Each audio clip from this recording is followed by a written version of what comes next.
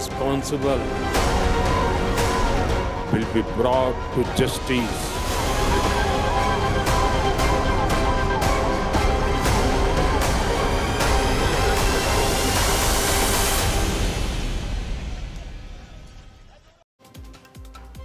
This is the NewsTrack and I'm Marya, Shakil. In fact, the initial investigation by the investigating agencies is now revealing that the suspect may have panicked, and that is the reason why the blast happened. We'll get you details in just 30 seconds, but first up, the headlines. Investigation into the Red Fort blast now narrows in on Dr. Umar, who detonated the explosive-laden I-20 car in a possible panic attack. Meanwhile, Faridabad terror module's Dr. Shaheen was tasked to establish Jaish-e-Mohammad's women's wing by Masood Azhar after Operation Sindoor. As the death toll in the Delhi blast now rises to 10, Prime Minister Modi sounds a big warning, asserts that conspirators won't be spared, but the opposition questions why the Prime Minister continued with his Bhutan trip despite the terror attack. के पीछे के षड्यंत्रकारियों को बख्शा नहीं जाएगा. All those responsible will be brought to justice. And Islamabad pays the consequences of fomenting terror. Suicide attack near Islamabad court leaves 12 dead and over 20 injured.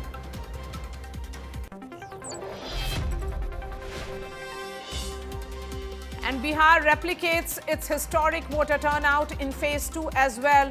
Overall voter percentage of male voters highest in Bihar's electoral history. Delhi's air quality slips into the severe category for the first time this season. GRAP 3 activated in Delhi NCR.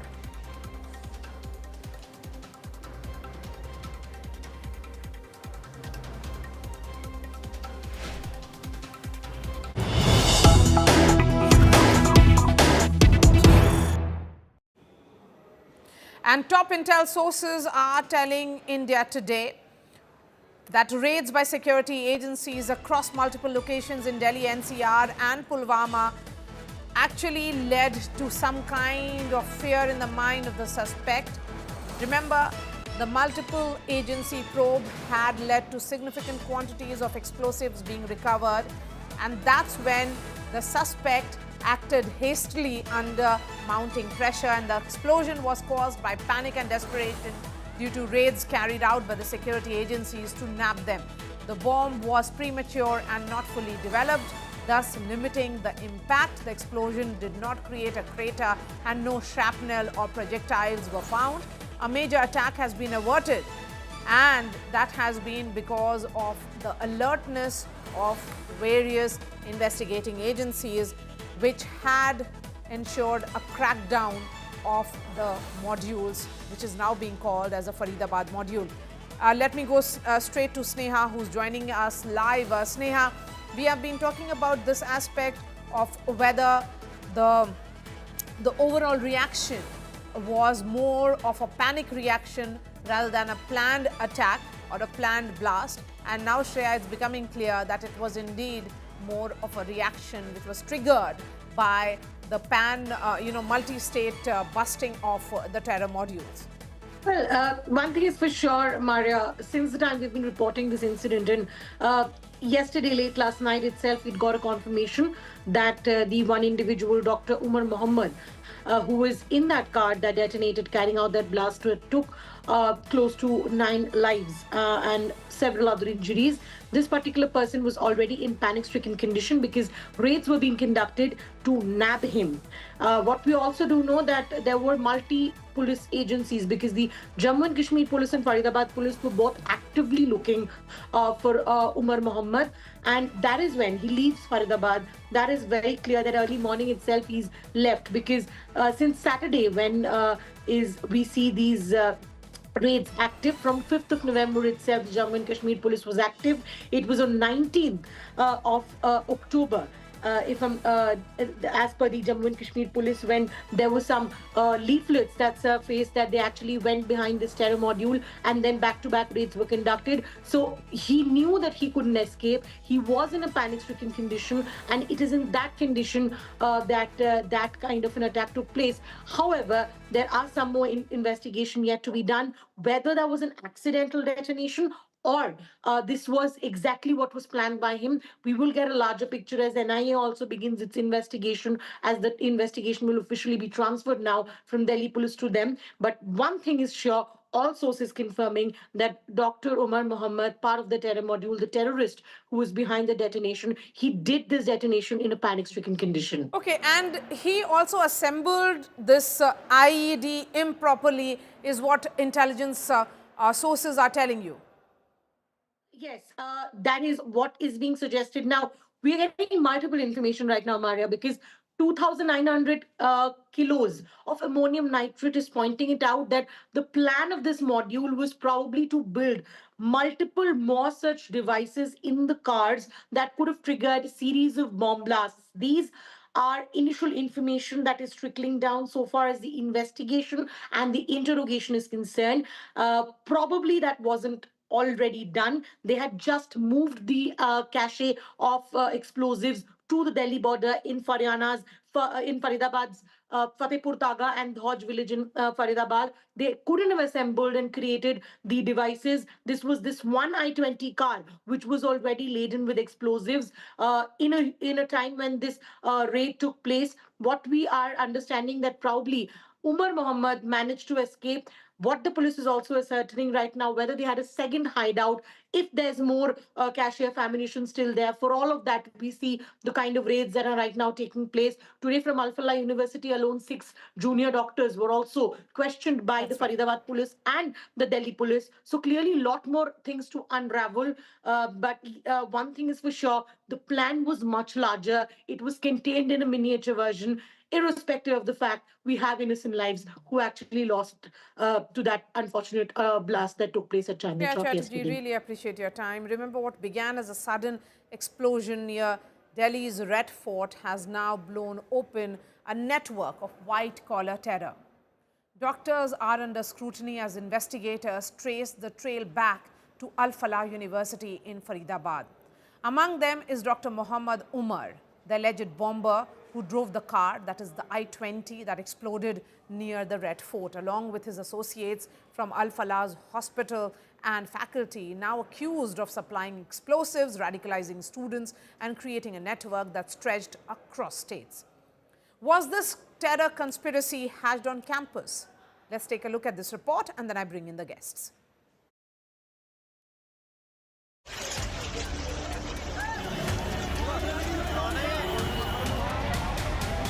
A deadly blast rocked Delhi on Monday, sending shockwaves across the nation.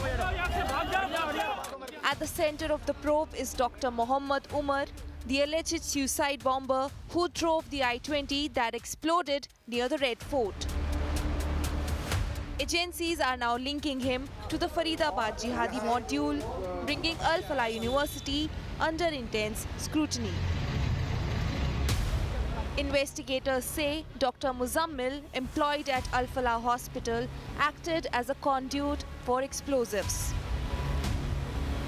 He reportedly rented a room in Faridabad to store them, and authorities have recovered both explosives and a handwritten note from that room. Then there is Shaheen Shahid, from whose car authorities seized assault rifles and ammunition. Shahid is also accused of attempting to set up the India branch of Jaish-e-Mohammad's women wing, Jamaat-ul-Mominat. She is now in custody.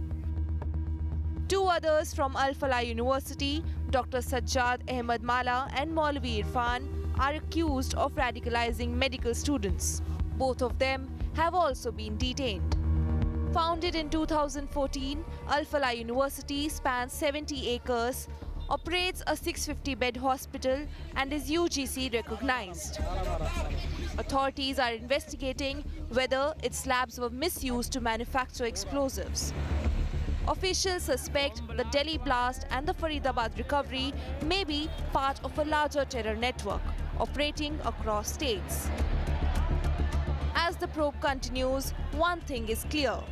Terror can infiltrate even the most trusted institutions, and even white-collar professionals cannot be trusted. With Munish Pandey, Arvind Ojha and Shreya Chatterjee, Bureau Report, India Today. Sanjay Sahai, former IPS officer, joins me here on this broadcast. Shaheen Shahid, strategic affairs expert, Lieutenant General Rakesh Sharma is with us. Shaheen Shahid, all roads, it seems, are leading to Al-Falah University. The question is, it is an educational institution. That's where the radicalization of all these doctors happened. And that's where the investigation is now headed, where the junior doctors have been questioned and several contemporaries of these doctors are also under the scanner. Marya, I think that's quite natural. You know, you will question all the people who would have come in contact with the terrorists, and you don't know whether the university was responsible for radicalization or these guys that were using the university as a cover under which to operate. So I think let's not jump to conclusions because, you know, yesterday somebody who had bought that I-20 car, that guy's name was plastered all over the place. And it's very unfair because ultimately the car was sold a number of times and the guy who finally right. bought it, you know, so I think we need to be careful before, you know, pronouncing a verdict on a university or a bunch of people who might have Absolutely. contact with these guys. So that is one. Absolutely. Secondly, I think it's very clear that this was a very, very big plot, which has been, of course, nipped in the bud. Okay, this is notwithstanding the fact that this guy went and he blew up that car or it got blown up. We don't know that. I think that's again a matter of speculation as of now. We don't know whether he was running away with that material or they had managed to rig up one particular car and, you know, he used that as the getaway car and then he decided that he can either use it or lose it. And he decided to use it. But again, like I said, this is a matter of speculation. What is also important is that when people ask questions, what was the need for doing the raid yesterday when people were going to go in for polling in Bihar? Number one, to link it up with the Bihar election is damn stupid in my mind.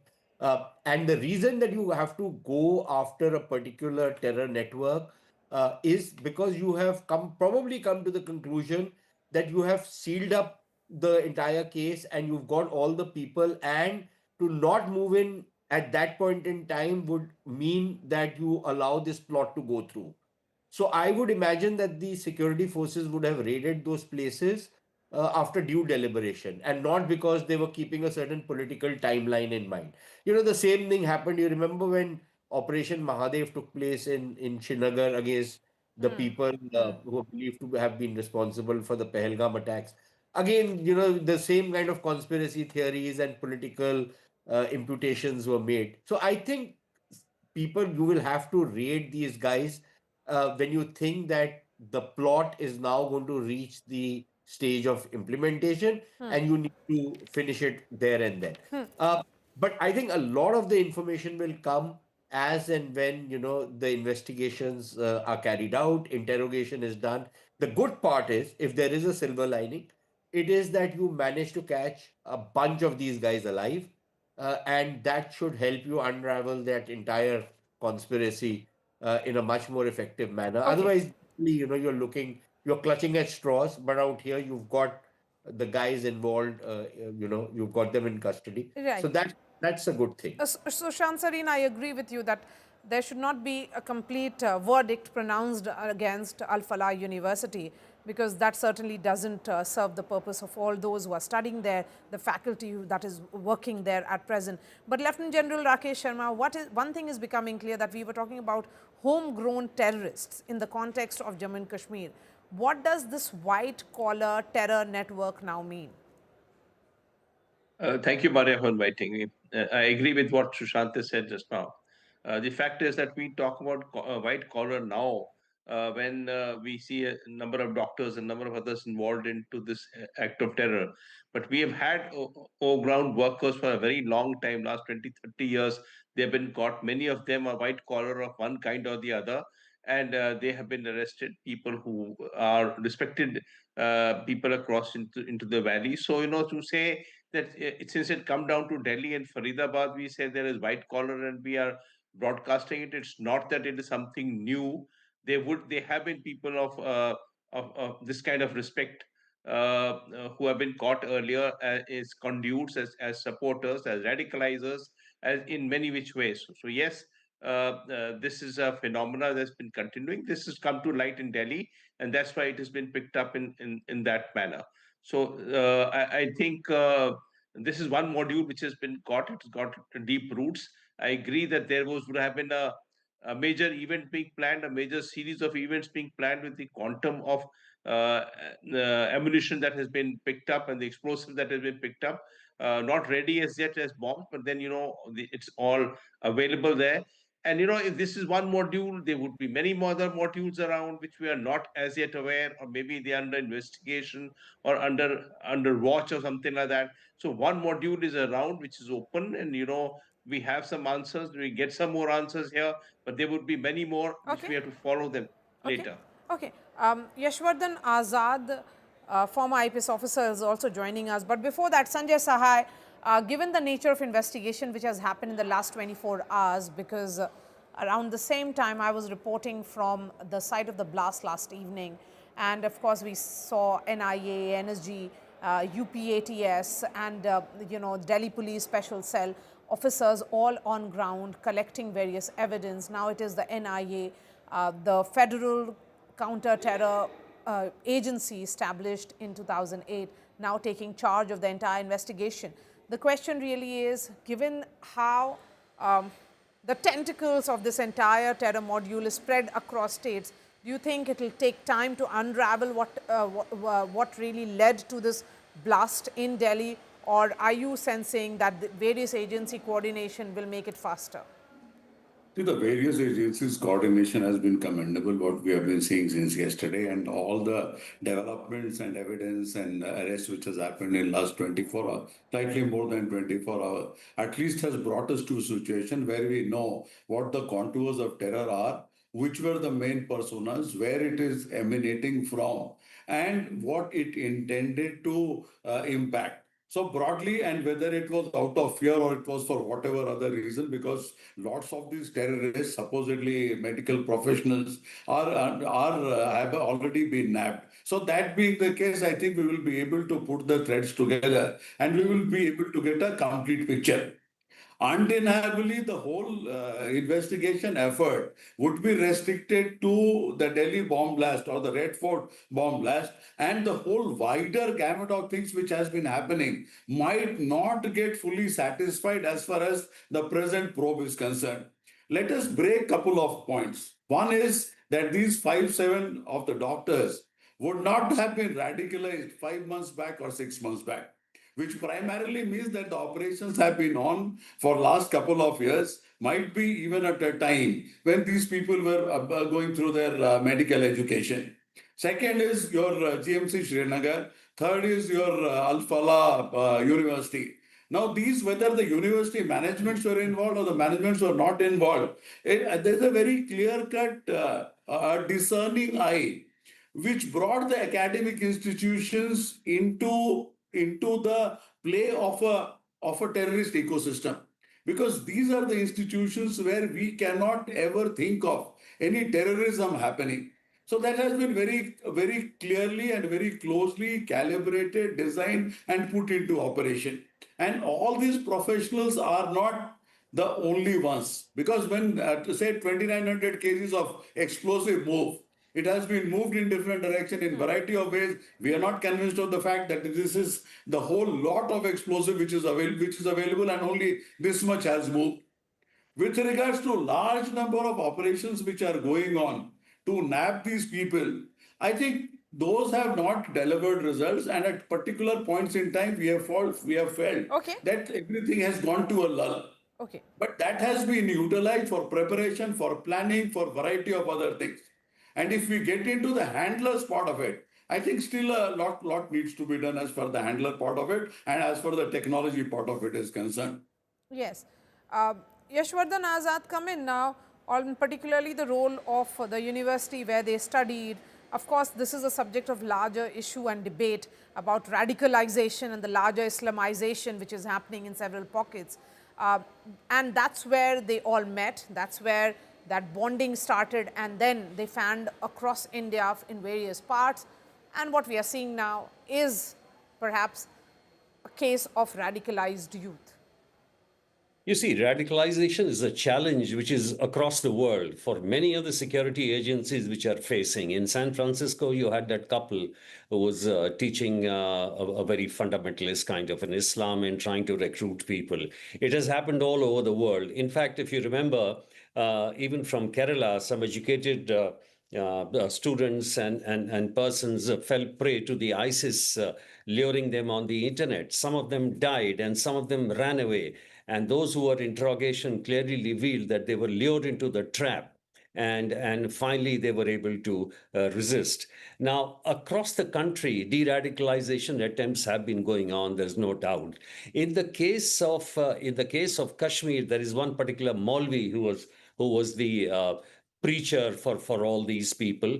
But this sensational module has revealed certain thing, and which is that this kind of doctors who have gotten together, it's a very sinister kind of a module, I would say, because under the garb of the doctor's, coat, they have been assembling this material, ammonium nitrate. Remember, only 2 tons of nitrate were collected by that Oklahoma guy, McGay, whatever his name was. And here you had 3 tons, which could have just created mayhem and complete disaster.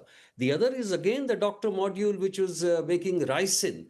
The only time I heard of ricin was somebody getting killed in London, some Bulgarian, because ricin doesn't even have an antidote. And if this ricin is mixed with prasad in mandir, you can imagine the kind of a social, bomb blast it would have taken place. So this is a real challenge now, but I'm happy. I mean, we are tracing another Maulvi somewhere in UP, and the linkages are coming far and wide. So I'm this investigation is on the right track. And I think the investigative agencies have also moved in very well. The coordination is excellent, and I'm sure we'll find more and more leads in time. One important aspect of this entire investigation, as Al-Falah University, which is a private university in Dauj in Faridabad, is under this scanner, Mr. Azad, is that if the multiple doctors who have been detained are all from the campus, basically they have had some association with this university. The investigators are also examining a possible misuse of labs and employment links of key suspects with no formal institutional culpability.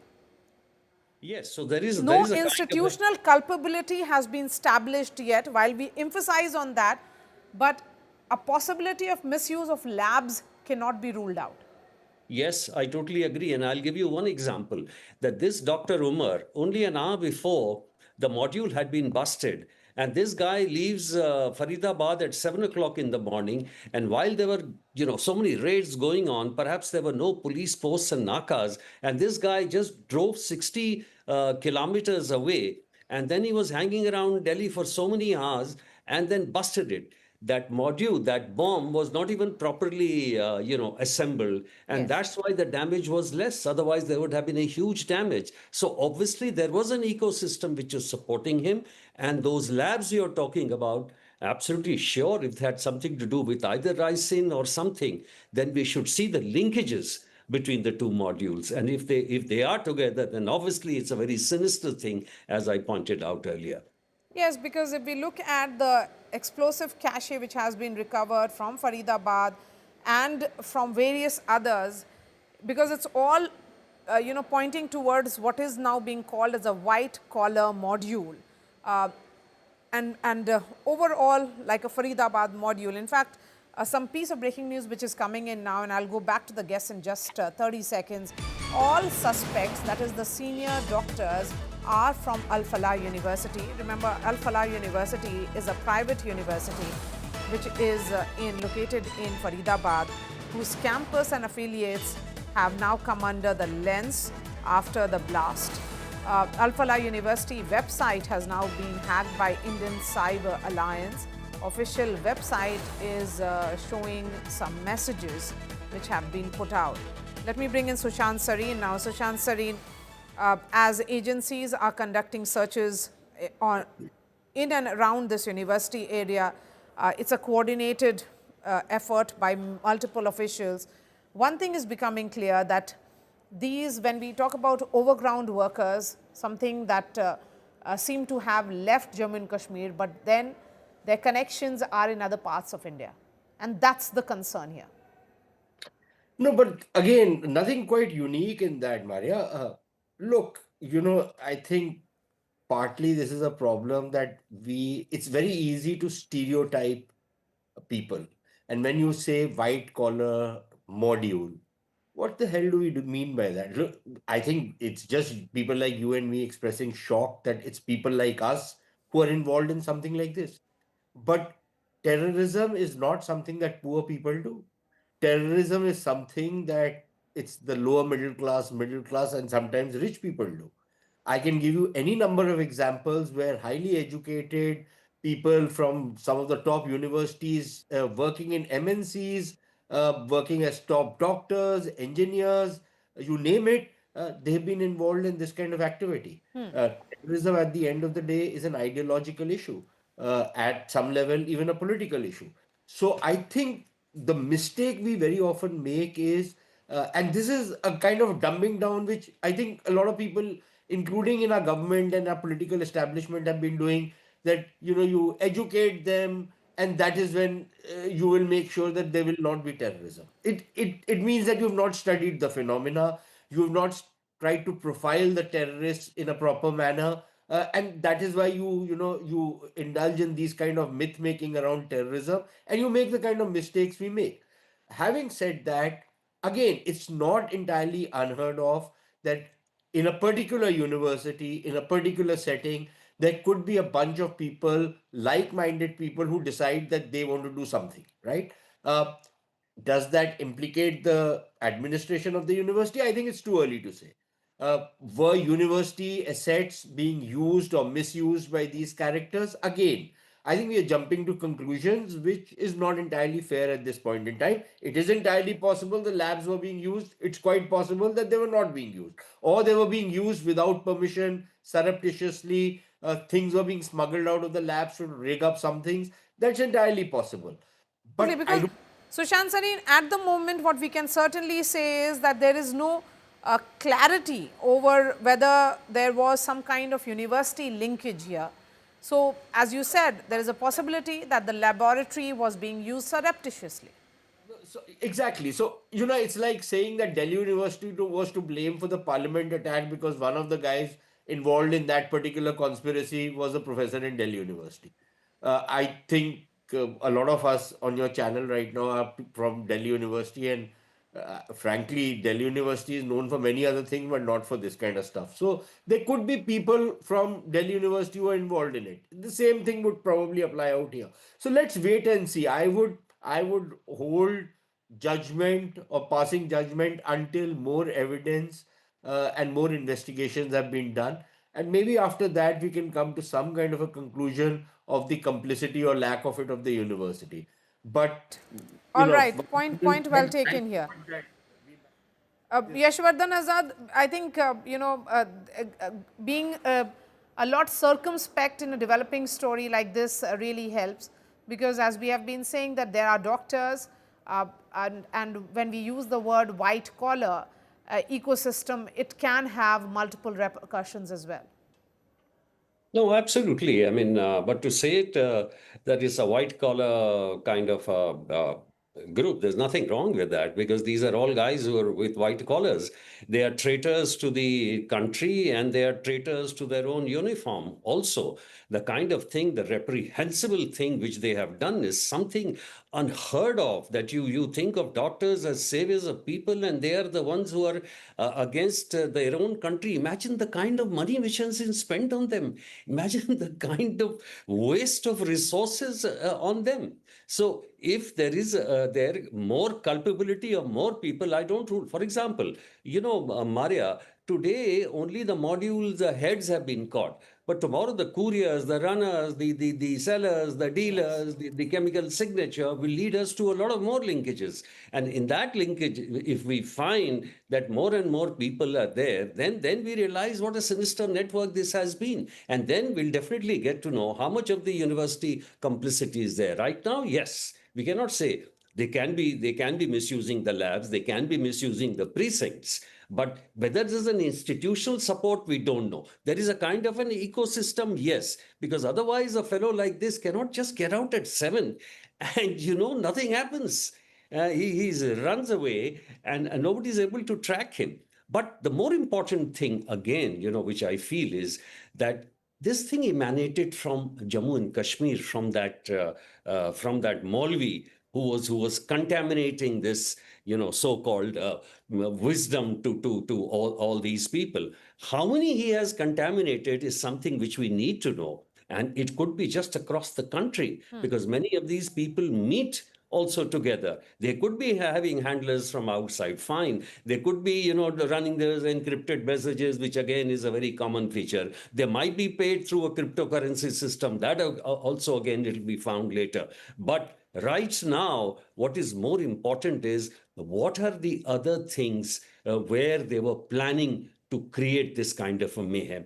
And I'm sure, with the linkages we have now, with the interrogations they can do, we'll be able to find out many, many more things which are going to There is a surface. piece of breaking news which is coming in now. I'll request all the panelists to continue to be with us. Now, Dr. Shaheen's brother has been arrested. Remember, Dr. Shaheen is already in the custody of the police, and Shaheen's brother, Parvez Ansari, has now been arrested by the UPATS and Jammu and Kashmir police. Samarth is joining us now. So, what is the role of Parvez Ansari here, the brother of Dr. Shaheen? Samarth. Well, exactly, Marya. The current update coming in this particular story is the detention of Parvez, brother of Shaheen, because we have got to know about the Shaheen's role so far, but there's no information about Parvez's role.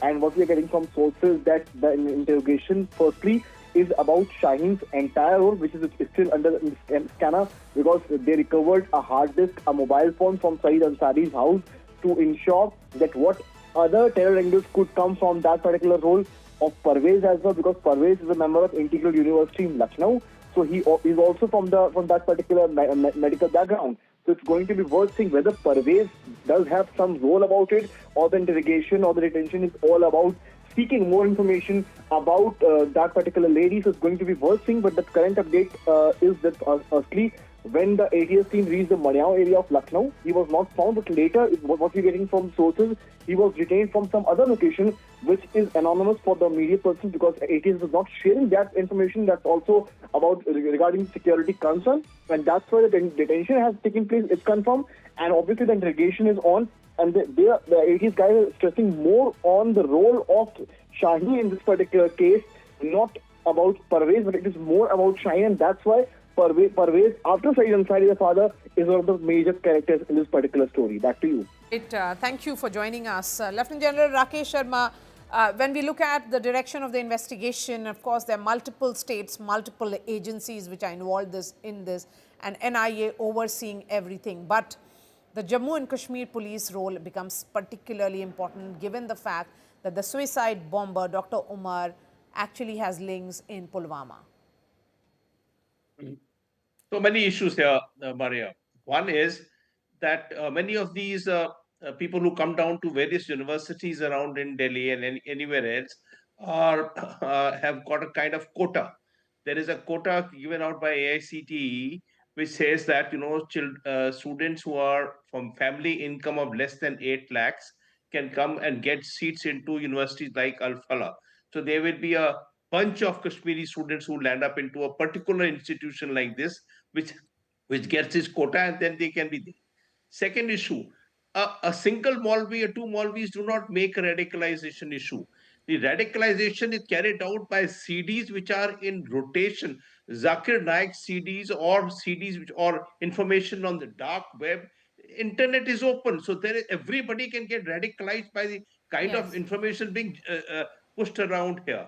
The third point I wish to make is that despite the fact he left at 7 in the morning and he did not do anything till 6:54, but I think he found the right place to go, the right time to go, for which a terrorist would look for to make the excellent amount of noise that could be made. Nothing better than going to Chandni Chowk and just before 7 o'clock and take a blast at it.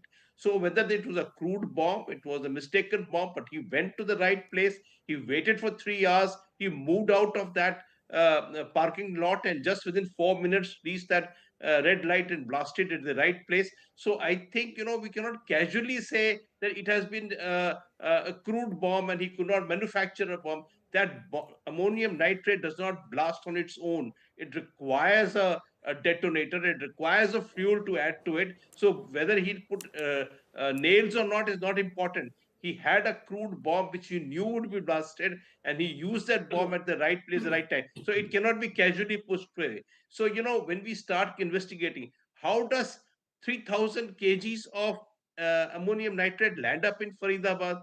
Did it come across the borders? Did it come from some kind of a agency which is using explosives?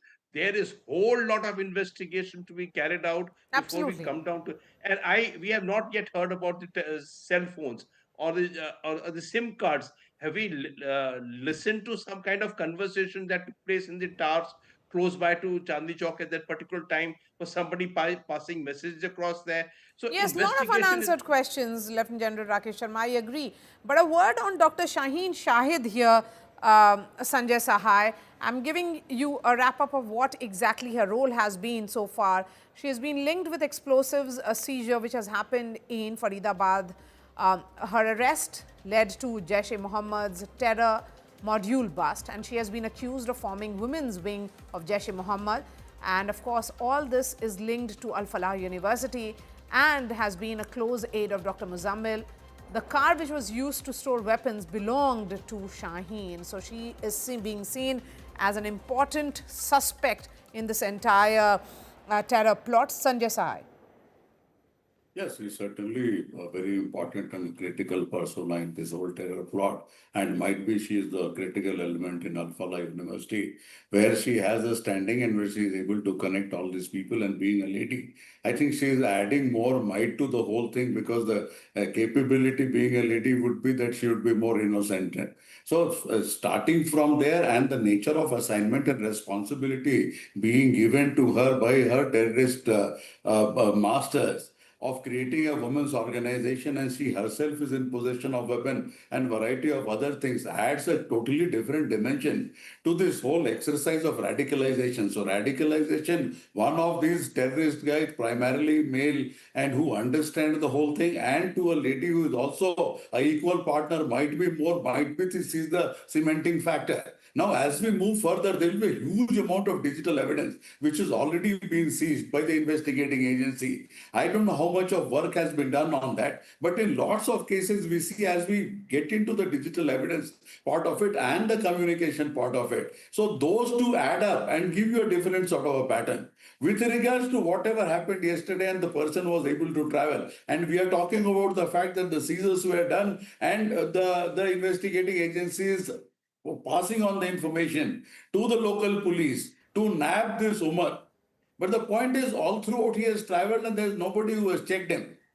So that becomes very, very important. And generally, if you get into the selection of a terrorist site, primarily for a blast, I think the selection was ideal in whatever state of mind the main perpetrator was.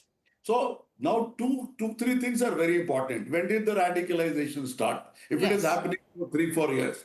Second is, how does this 2,900 kgs of explosive material reach where it has reached. So there is an understanding that there are institutions, there are routes, and there are methods by which things are moving in a very seamless manner, in a very well orchestrated manner, and they are able to do literally every single agency in this country. Okay. Now, at this particular juncture, it is very, very important that we basically understand the ecosystem while nabbing it, so that we don't get into this exercise over and over again. And this is happening since Richard Hadley I days. have just enough time for the final comment from Yashwardhan Azad. Please go ahead, sir. I'm glad that Sanjay has made my point clear as to what exactly I meant by saying the guy left at about 7 o'clock and cruised through 60 kilometers and then was hanging around in Delhi. That's number one. Number two, radicalization doesn't really, come out of a few cassettes here and there. Radicalization needs a kind of a guru.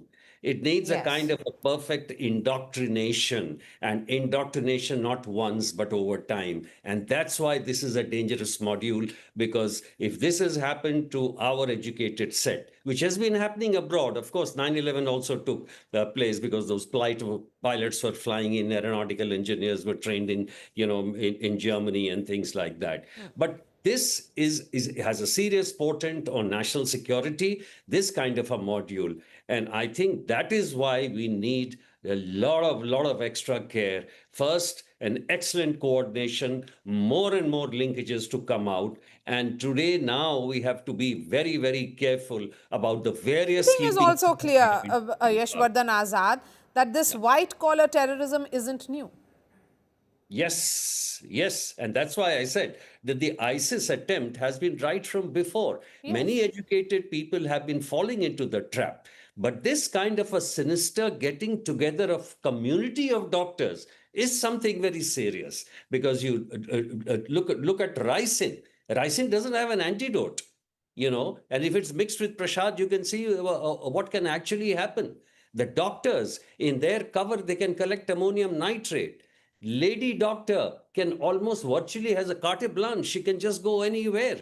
So given this kind of a situation, that's why I said that it has very serious portent for national security. All right. Thank you for joining us, Yashwardhan Azad, Sushant Sareen, Sanjay Sahai, and Lieutenant General Rakesh Sharma. There are so many names and so many faces, and all lost to one senseless act of terror. And as investigators hunt for those behind the attack, the victims' families are demanding answers. Why was there no security? Who will be held accountable? And how many more ordinary lives must be lost before Delhi feels safe again? This is not just a story of a terror strike. It's the story of the people it left behind. Take a look.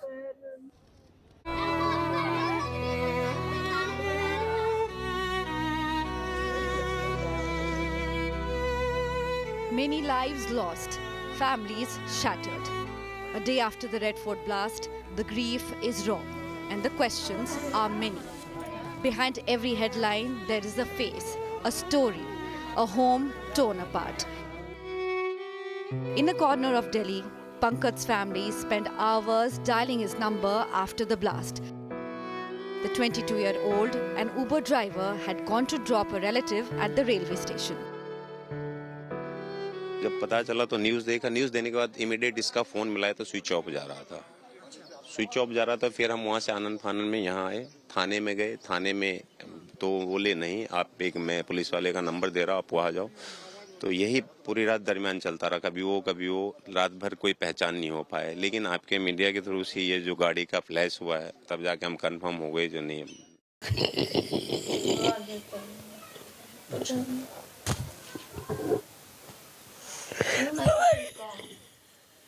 जी, कैसे पता चला? कौन आया? At Srinivaspuri, the neighbors of Umar Kataria, an only son, remember a kind young man who lived with his parents. शाम को 7 बजे जब घर आ रहा था, जब घर आने के लिए दुकान से निकला ना, तो जब ही वहाँ ब्लास्ट हुआ है। हाँ। तो कहाँ लगा था? इसको यहीं लगा है, सिर पे लगा। होनी तो भगवान के हाथ में है, होनी तो आके रहेगी। जो वहाँ से गुजर रहा था, गुजरते ही बम फट गया। Noman Ansari had come to Delhi from Shamli with his friend Aman. While the blasts claim Ansari's life, Aman is battling for survival in the hospital. यहाँ झिंझाना में दुकान करते हैं कॉस्मेटिक की, और वो सामान लेने के लिए गए थे सदर। तो वहाँ से जो है हमारे पास कॉल आई शाम के टाइम, इसके चोट लग गई। फिर हम वहाँ पहुँचे, नौमान की हमें लिस्ट नहीं मिली, हमने बहुत रात देर तक के देखा। फिर सुबह ही जो है सुबह ही पता लगा। नौमान तो हमें दिखा ही नहीं जी, ना देखने दिया था ना अंदर जाने दे रहे थे। In Meerut, grief spills out of a small one-room home where Mohsin's family gathers. He drove an e-rickshaw, the only source of income for his parents and 2 younger siblings. मेरा भाई का नाम मोहसिन था, वो वहाँ ई-रिक्शा चलाता था और उस टाइम पे वो जाम में फंसा हुआ था। उस टाइम पे फोन आया मेरे पास पापा का 10 बजे, इन्होंने सारी घटना मुझे बताई। जब मैं 10:30 बजे 11:30 बजे फिर मैं दिल्ली पहुंचा। फिर मैंने 2 घंटे वहाँ छानबीन करी, पूजा वाजा की, बड़ी मुश्किलों से मुझे अस्पताल में गया मैं। फिर वहाँ जाकर शनाख्त करी मैंने। Subhash, another victim, used to work at a toll booth. Double duty करते थे, परिवार चलाने के 2 परिवारों की जिम्मेदारी थी, जो कि बहुत बुरा हुआ है। इसमें कहीं ना कहीं सरकार की बहुत बड़ी नाकामी है, इसमें सुरक्षा में चूक है। दिल्ली जो देश की राजधानी है, अगर यहाँ भी ये होएगी तो बाहर क्या हालात होंगे। Their pain doesn't end there. When Subhash's body reached the hospital, the family says even dignity was denied. अभी भी हमें शाम को तो एम्बुलेंस भी हमको दे नहीं रहे थे। जब हमने परेशान करा, हंगामा किया और क्या नाम 100 नंबर को कॉल किया, उसके बाद यहाँ पे तो इतने दलाल हो रहे हैं, 15-15 हजार 20-20 हजार रुपए उनको मांग रहे हैं। Each home tells the same story of lives lived on hope, of dreams crushed in a moment. With Milan Sharma, Bureau Report, India Today. Extremely distressing story come in there. We'll continue to track the story and the investigation into the terror blast in Delhi very closely. That's all from me on this edition of the News Track. I'll be seeing you tomorrow. Thanks so much.